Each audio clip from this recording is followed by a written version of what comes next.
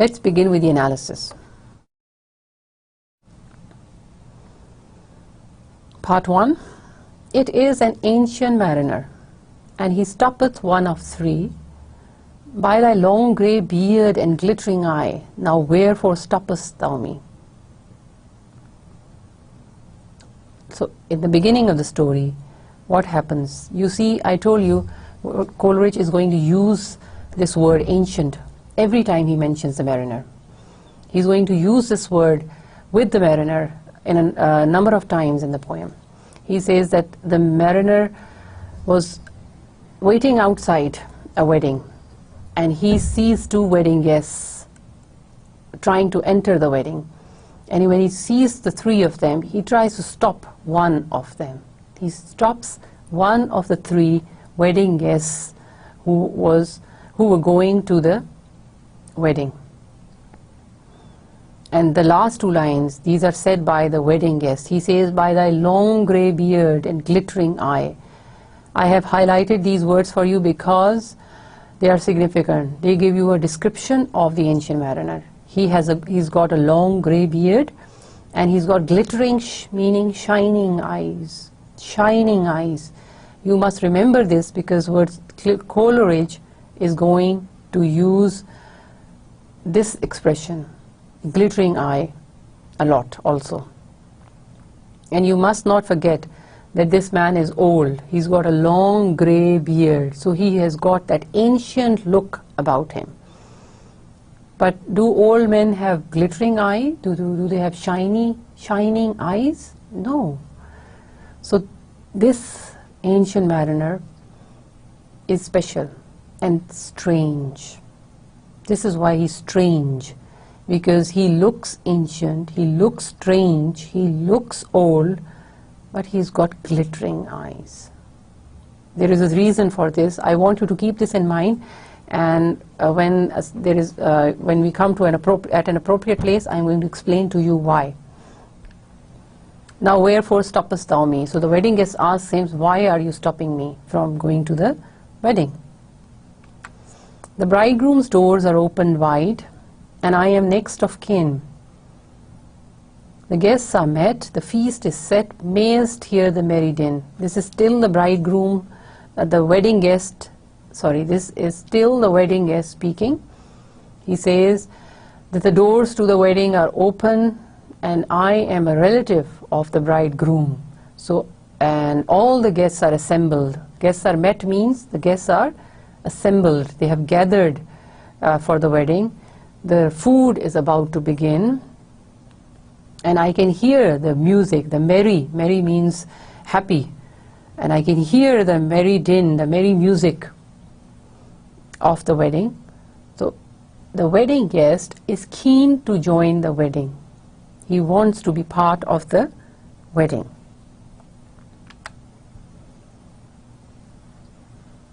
But he is not to attend that wedding, because, as Coleridge tells us next, he holds him with his skinny hand.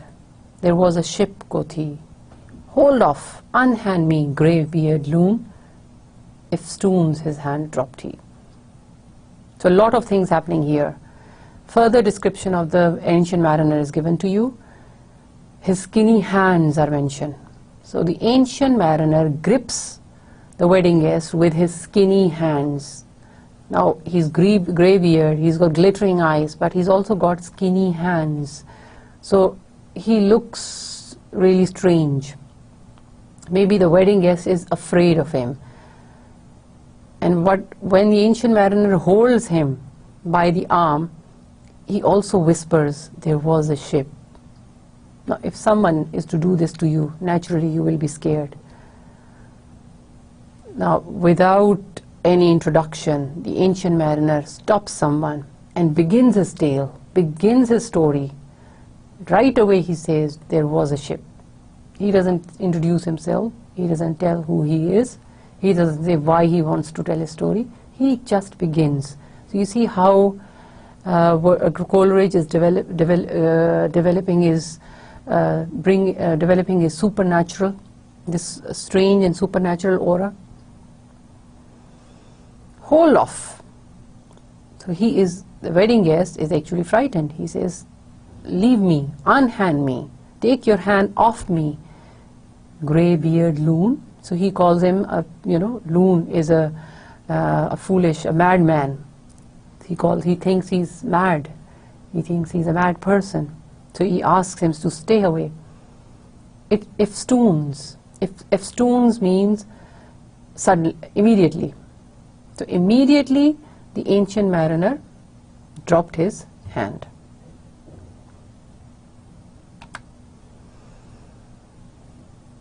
The ancient mariner drops his hand. He was holding the wedding guest. But when the wedding guest was frightened, he drops his hand. But he does not drop his gaze. He does not drop his eyes. He keeps looking at the wedding guest with his glittering eyes. And the result is, as Coleridge tells us, he holds him with his glittering eye. The wedding guest stood still and listens like a 3 years child. The mariner hath his will. So you see what has happened?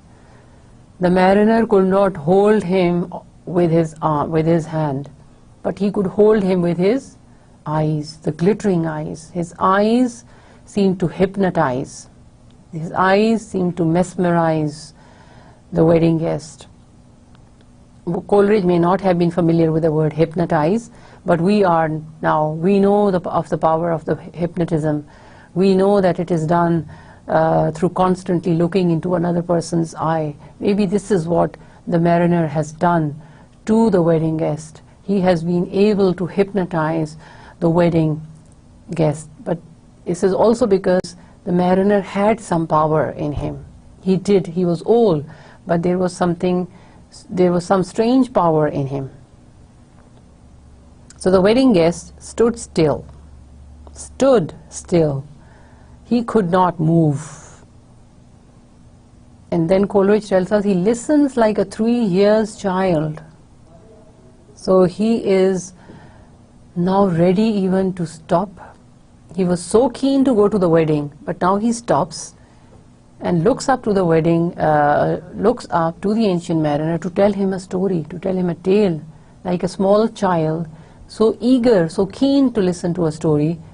Now the wedding guest is also keen to listen to the mariner's story. The mariner hath his will.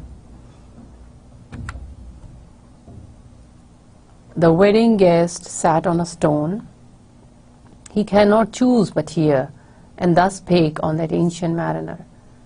And thus spake on that ancient man, the bright-eyed mariner.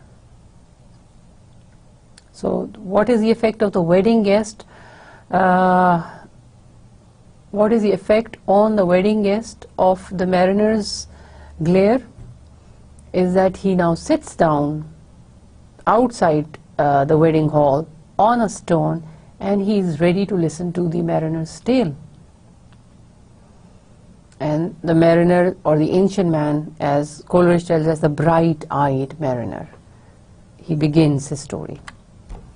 And let's now start with his story. He says, the ship was cheered, the harbour cleared, merrily did we drop, below the kirk, below the hill, below the lighthouse top. He presents to you the scene when the ship is leaving the harbour. The ship docks at the harbour, it stops at the harbour, then it gets loaded with things, then all the crew members go back onto their ship, and then the ship is ready to leave the harbour. That is a time of joy. Everybody standing on the dock, on the harbour, cheers them, waves the shipmates, and say goodbye to them. So it is a moment of merriment for them. This is what Coleridge is describing to you. The ship was cheered, the harbour cleared, merrily did we drop. So they were all happy. They all started their journey in a happy mood. Below the kirk, they went past the church, past the hill, and below the lighthouse top. So they passed all the areas which was near to land. Coleridge then tells you that the sun came up upon the left, out of the sea came he, and he shone bright, and on the right went down into the sea. First important thing here is to notice the movement of the sun. Coleridge does not tell you the direction in which they are going. He doesn't tell you where they are moving. He only tells you through nature.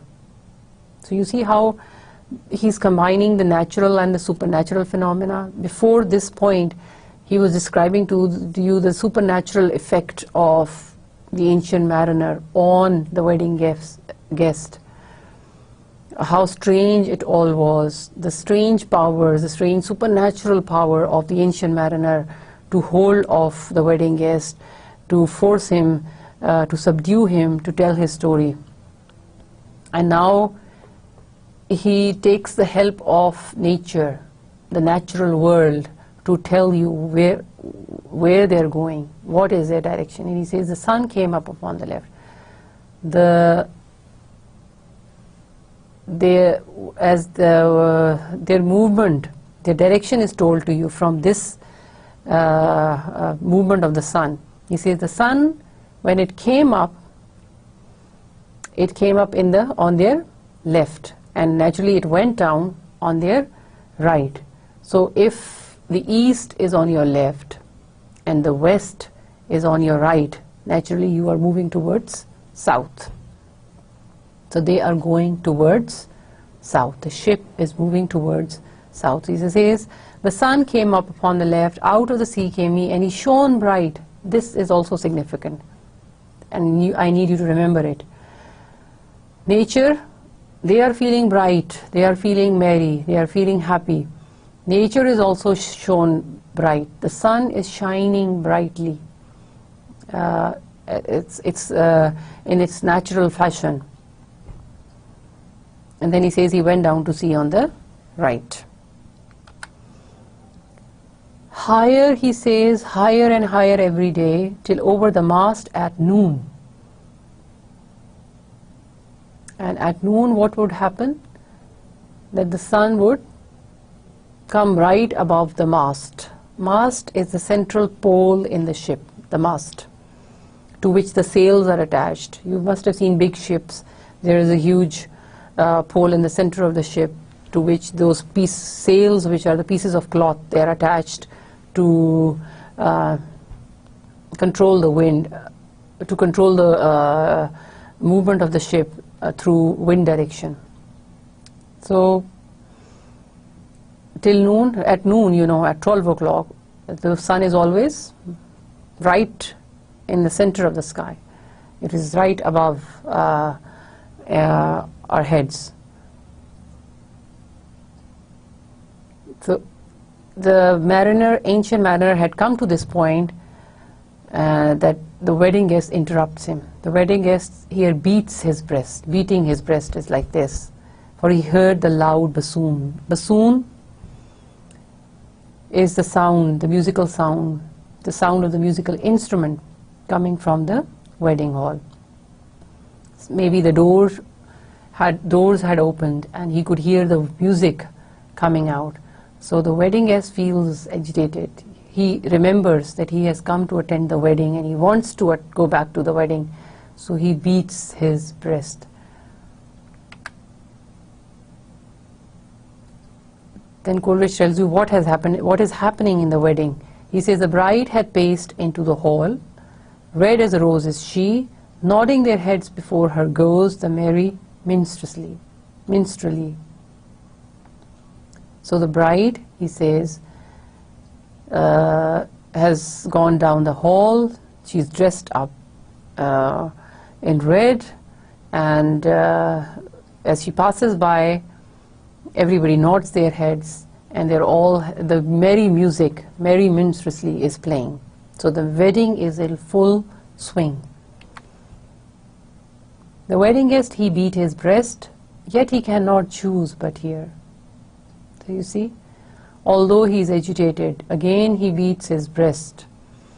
Again he shows his agitation, but he can't leave his place.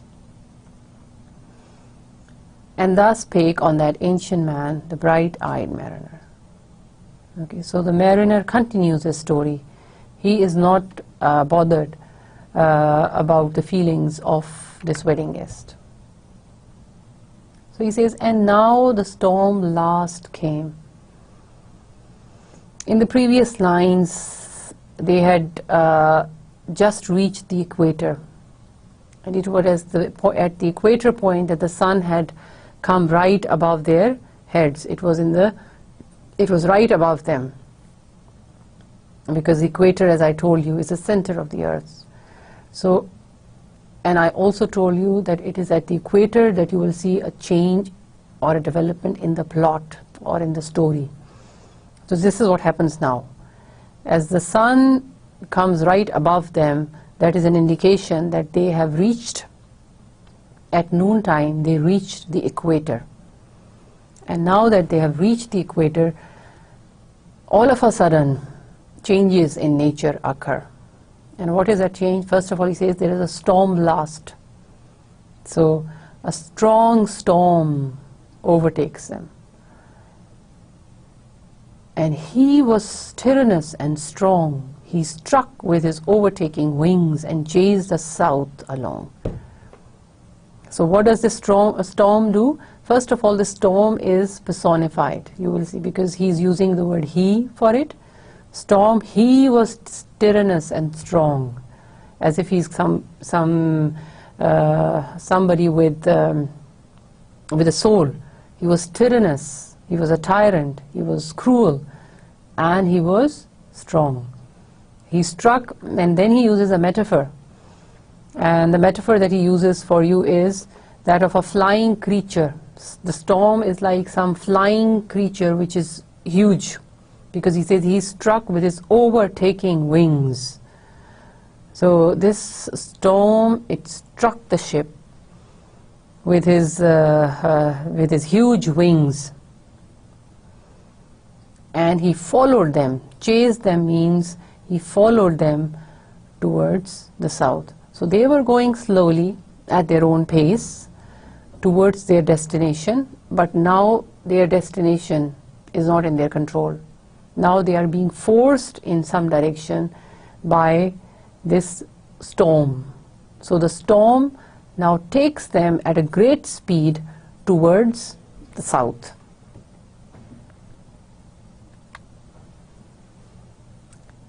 With sloping masts and dipping prow, as who pursued with yell and blow, still treads the shadow of his foe, and forward bends his head. The ship drove fast, loud roared the blast, and southward aye we fled. He says, under the effect of the storm, naturally the ship was moving fast, and everything had turned, was downward turned. The mast, I told you the masts are the poles which give, sort of restore balance of the ship. So the masts had sloped under the effect of the storm, the great winds, and the prow is the front part of the ship. It was dipping in water, and they were being pursued, he says, with yell and blow. So you see again the personified, the storm, which is personified as a huge bird, as a living object. The words that Coleridge uses for it are yelling, yelling. The storms don't yell, but words Coleridge tells us that the storm followed the ship with yelling sound, with yells, and blow. Blow is the force and the power. Still treads the shadow of his foe. So he followed them as someone follows his enemy. And forward bends his head. The ship drove fast. Loud roared the blast, and southward aye we fled. So he's simply telling you that under the effect of this powerful, strong storm or blast, the blast of wind, the ship drives fastly. It drives fast towards south. And now there came both mist and snow, and suddenly what happened? They reached where they were supposed to reach. They reached the land of mist and snow. They reach a place where there is nothing else but mist. You understand what is mist, I'm sure. Mist is, we find mists at very cold places, and they are like thick fog. These are vapors which are condensed, and it is difficult to see through the mist sometimes as it gets denser and denser. So they had entered the region of the snow and the cold, which in fact they have reached the Arctic. They reached the South Pole, and it is here that their ship gets stuck now. So you see the nature, how nature is described. Everything was peaceful, the sun was bright, the sea was peaceful, but all of a sudden the strong wind, and the strong wind with destructive, forceful power, and uncontrollable with has got uncontrollable power.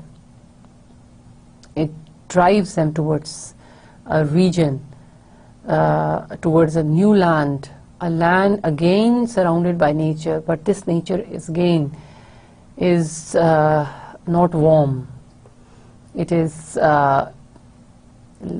literally and metaphorically cold. It does not give any sense of compassion, life, or feeling of love. So because you will see that the sailors will feel frightened here.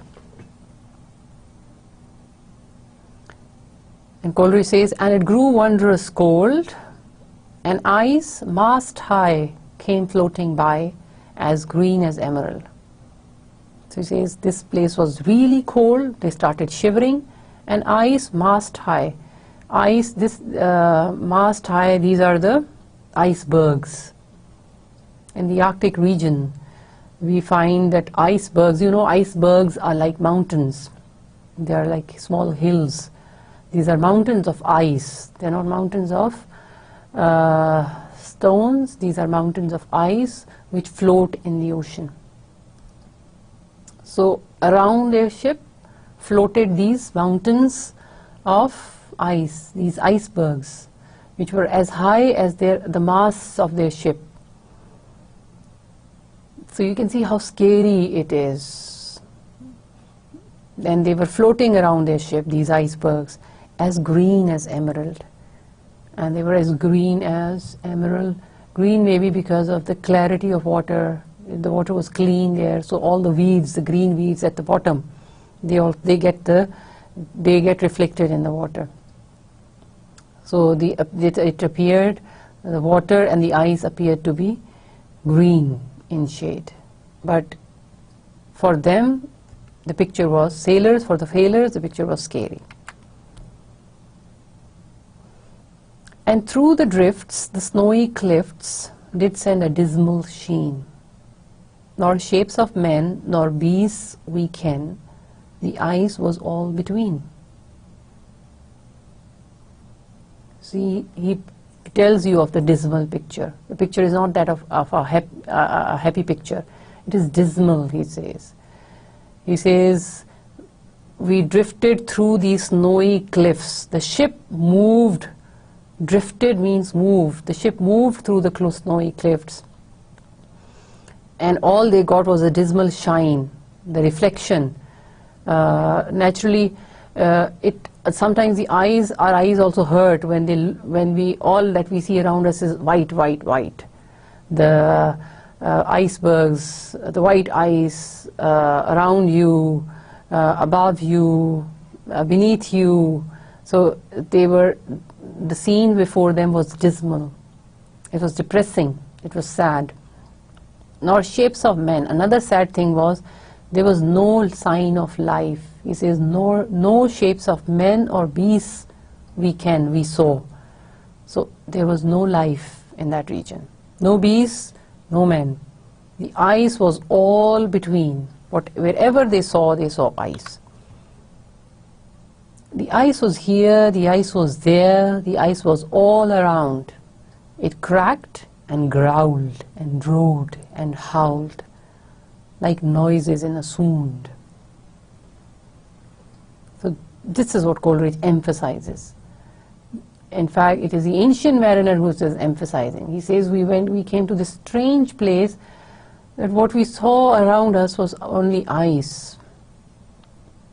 And now, first it was a storm that was personified, now it is ice which is personified. A metaphor, he uses a metaphor of an animal.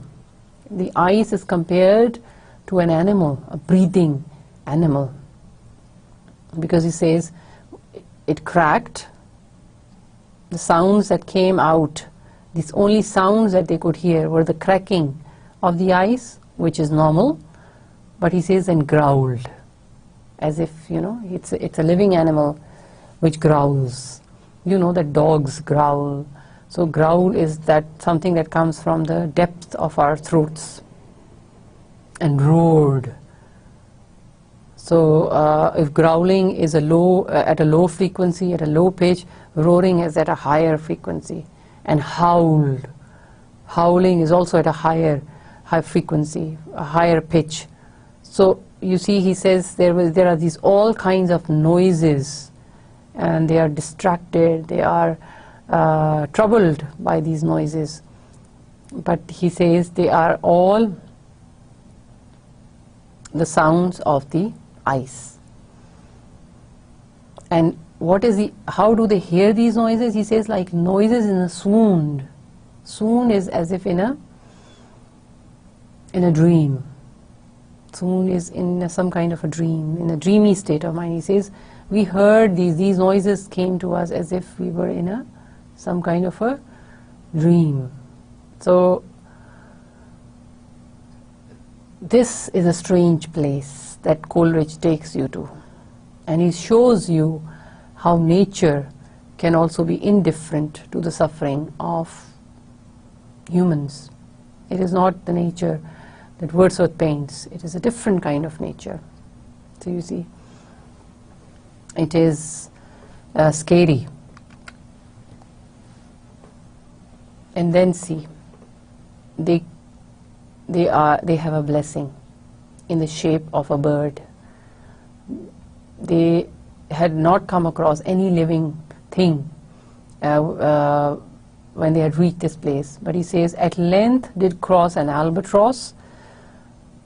Through the fog it came, as if it had been a Christian soul. We hailed it in God's name. So, after a long time, he says, there came an albatross. And now albatross,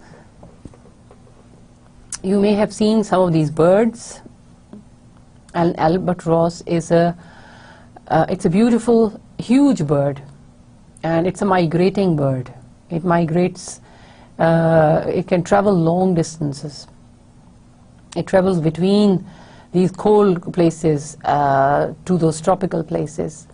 And it's a huge, beautiful bird. It's a friendly bird to sailors also. Sailors naturally on their journeys across seas, they must come across a lot of these birds. They feed on fish. So after a long time, as they got stuck in that place, the ship is stuck in the ice. There is ice, the water had turned into ice in that cold region. Remember, there are icebergs, there are cliffs of ice which surround the ship. So the ship is actually, their ship is actually stuck. It is stuck in the snow, it is stuck in the ice, and they cannot move. All they hear is the sound of the ice.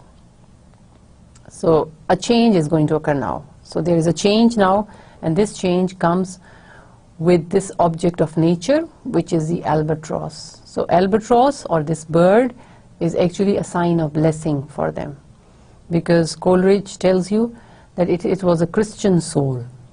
He says, It came to us as if it had been a Christian soul, a pure soul. We hailed it in God's name. This is important. It is important because it shows that the sailors were praying to God. They were praying for help, and the help did come. Their prayers were answered, so they hailed it in God's name. They welcomed. Hail means to welcome. They welcomed the bird in God's name because they know that it was a blessing. It ate the food it never had ate, and round it flew. The ice did split with a thunder fit. The helmsman steered us through.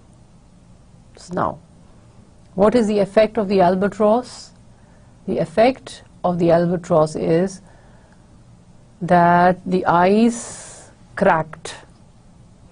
The ship was stuck in the ice. It could not move, but as the albatross was a sign of blessing, was a sign of mercy for them, the ice cracked out of without any reason, without any logic.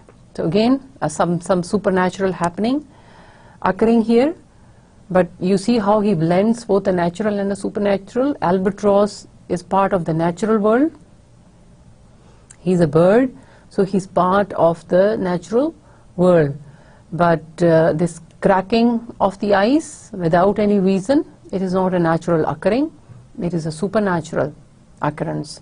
So how he blends the natural and the supernatural. So the ice cracked open with a sound, with a loud sound. He says with a thunder fit, and the helmsman, the person on the driving seat, he steered.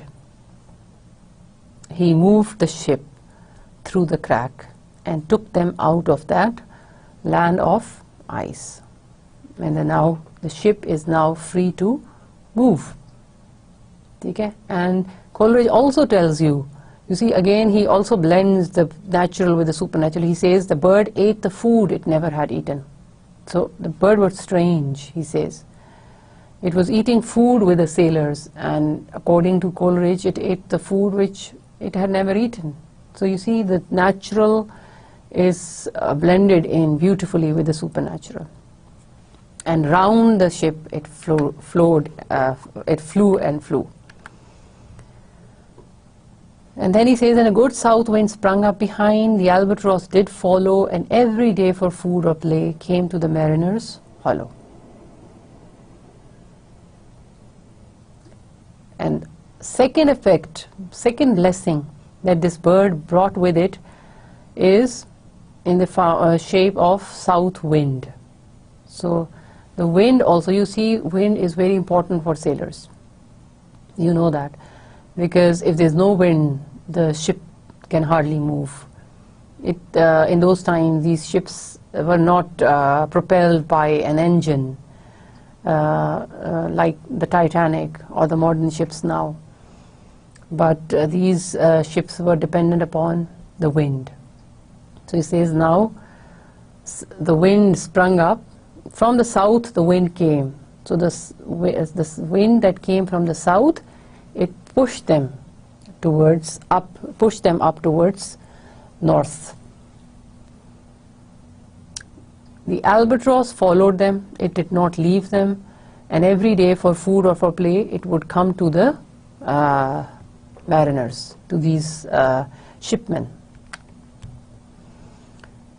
In mist or cloud, on mast or shroud, it perched for vespers 9, whiles all the night through fog smoke white glimmered the white moon shine.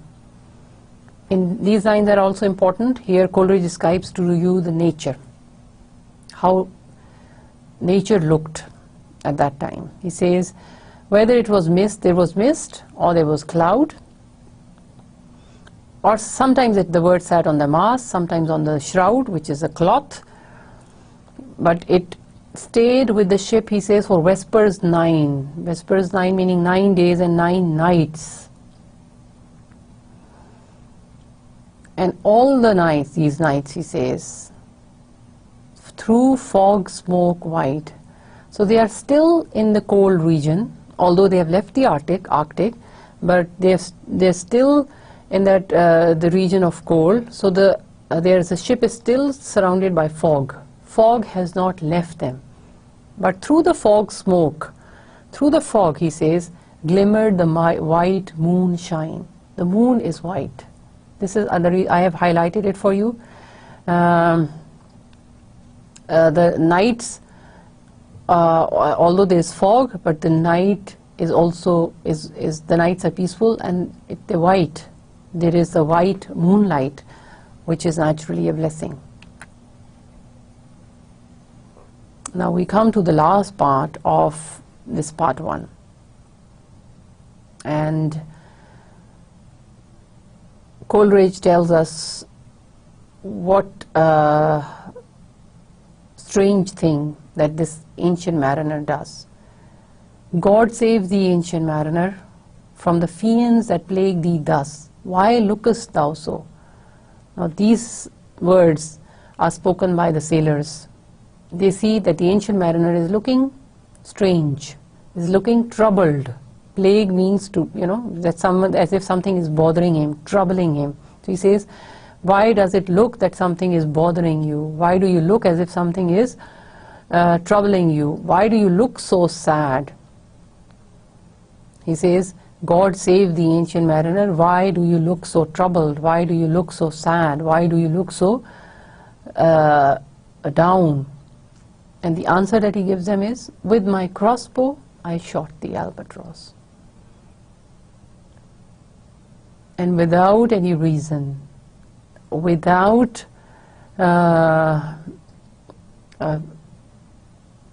bird having offended them in some manner, and knowing very well that it was because of the bird that they are now out of trouble, and also in the knowledge that they had first welcomed the bird as a blessing from God, he commits a sin. So from here, different themes are going to emerge. One is the theme of sin and redemption. So the sin is now committed. Without a reason, the ancient mariner killed the albatross. He killed the bird. He killed it with his crossbow, with the arrow, and the bird came down and fell into their ship. So the bird is killed now. The bird which was their friend, the bird which was a sign of blessing and mercy for them, the bird which was a sign of nature, which was part of the natural world, is now dead.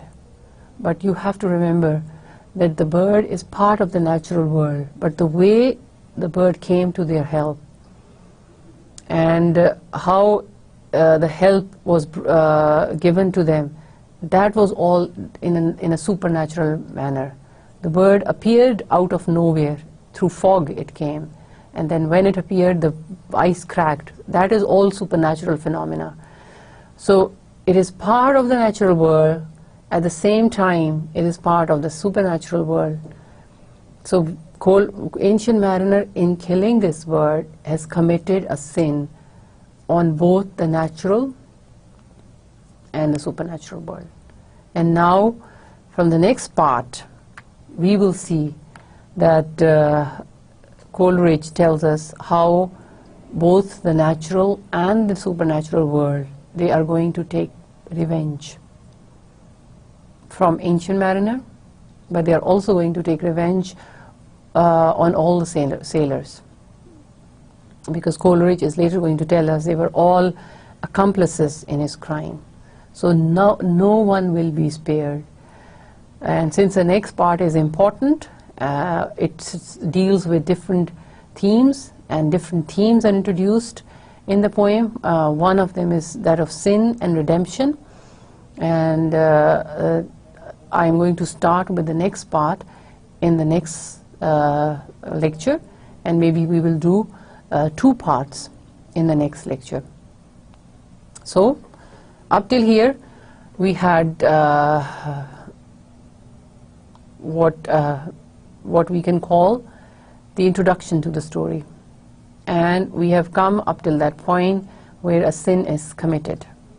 The sin is committed because there was no reason for that act.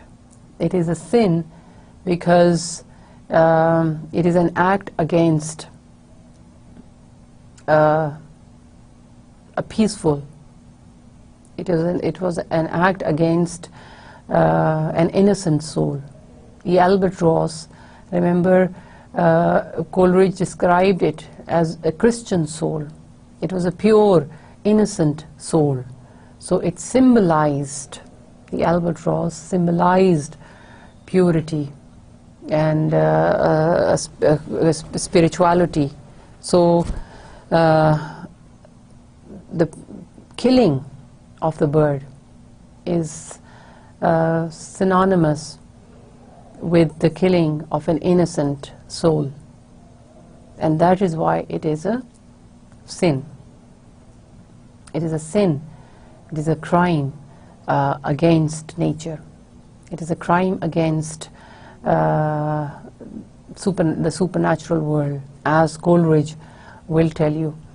And as a result, we shall see that the spiritual, supernatural, and the natural, all these words, they are going to take their revenge from them, and they will all be punished, and they will all be penalized, and they will all have to pay for what